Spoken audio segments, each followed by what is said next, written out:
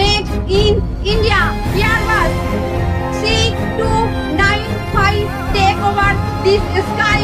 মানে আমাদের prime minister যা করে ফেললো 70 বছর কংগ্রেসও তা করতে পারেনি। 70 বছর কংগ্রেসও তা করতে পারেনি। কেন মোদিজিকে ভালোবাসি?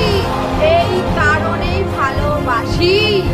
আমরা গর্ব করে বলি সত্যি আমরা অনেক ভাগ্যবান যে আমরা এইরকম প্রাইম মিনিস্টার পেয়েছি, যারা তেল, টমেটো, পেঁয়াজ সবকিছু দাম বাড়লে, গ্যাসের দাম বাড়লে সঙ্গে সঙ্গে চলে যাও না আন্দোলন করতে।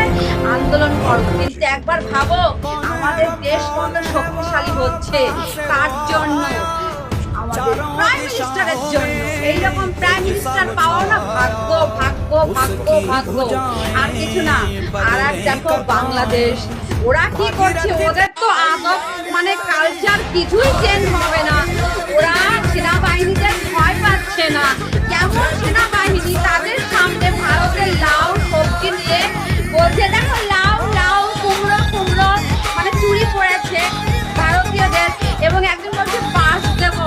আরে তোদের সেনাবাহিনী তোদের কন্ট্রোল করতে পারছে না, তোরা যদি যুদ্ধ করতে আসিস, আরে তোরা কি নিয়ে যুদ্ধ করতে আসবি? একবার দেখ না আমাদের ইন্ডিয়াকে, দেখ পাকিস্তানকে দমিয়ে দিয়েছে, বুঝতে পেরেছিস? আর বাংলাদেশ যাদের কোনো কি বলবো, মানে বলতে চাই করে না, তাদের কথা কি বলবো?